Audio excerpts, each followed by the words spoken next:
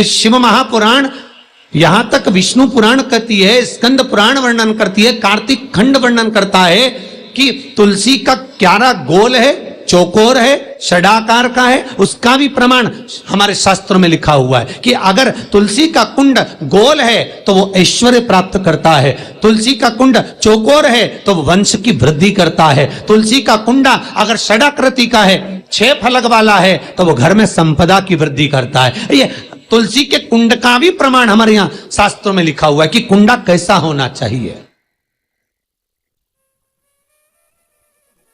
तुलसी के कुंड की आकृति कैसी होना चाहिए, तुलसी का कुंड होना कैसा चाहिए, उसका भी प्रमाण हमारे यहां स्कंद पुराण में लिखा हुआ है, विष्णु पुराण में लिखा हुआ है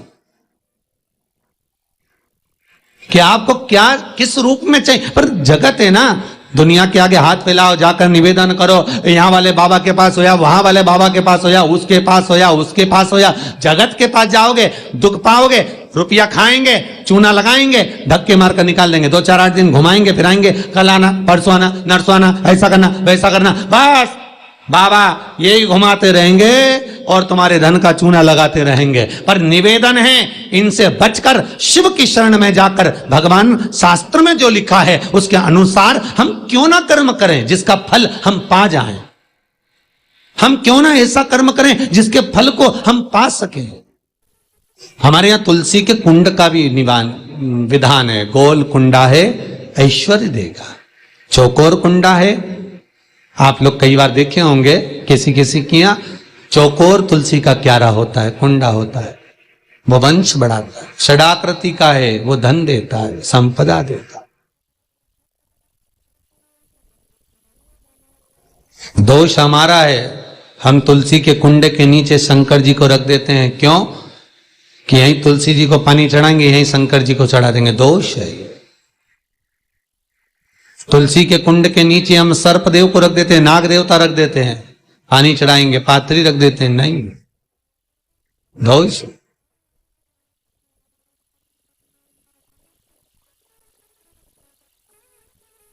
इसका दोष हम सबको, स्वयं अगर गलती करते हैं तो स्वयं को भोग।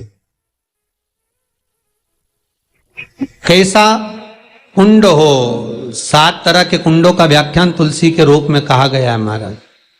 पहला गोल, दूसरा चौकोर, तीसरा षडाकृति, चौथा त्रिवेणी, 3 कोने वाला कुंडा।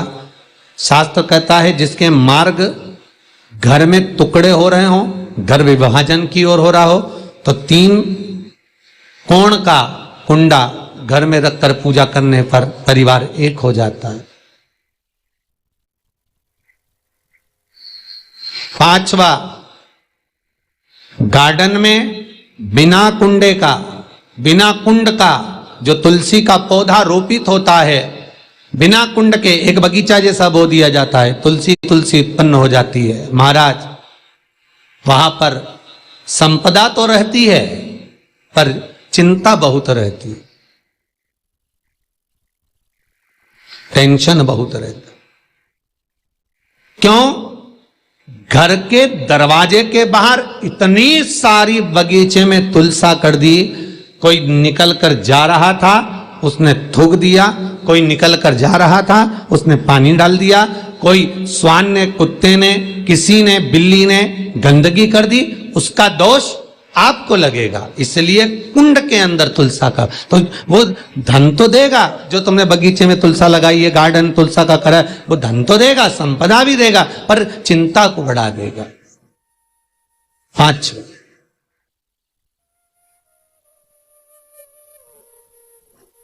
महाराज 6, तुलसी के कुंड को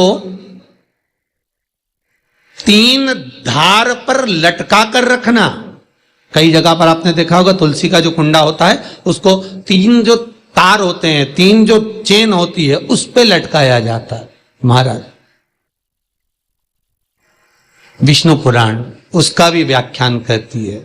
महाराज वहां व्यक्ति के कार्य उन्नति की सीढ़ी की ओर बढ़ जाते हैं।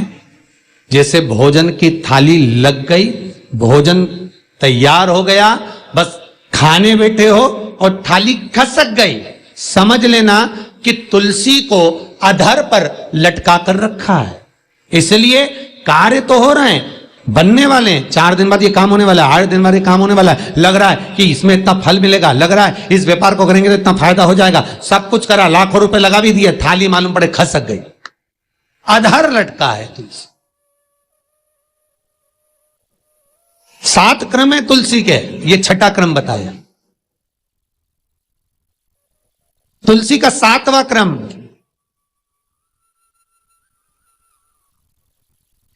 तुलसी का 7वां क्रम है, महाराज तुलसी का कुंडा जैसा घर के आंगन में है, तुलसी का कुंड जैसे घर के आंगन में विराज रहा है, ऐसा ही छोटा सा कुंड भगवान के लिए रोपित करें।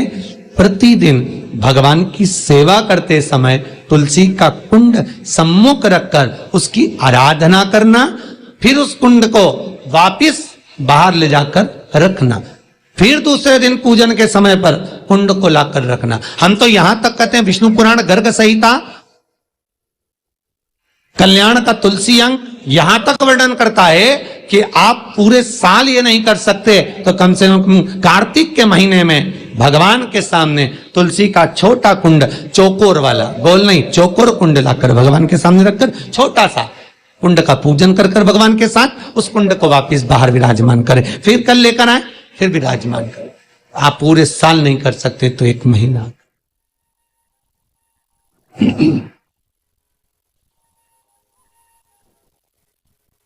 उसका फल 1000 गुना प्राप्त होता है।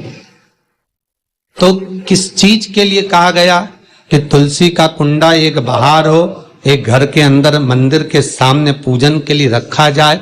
तो कहते हैं उस घर में वैभव, सत्ता, संपदा, लक्ष्मी, समृद्धि, शांति की कभी कमी नहीं, कभी कमी।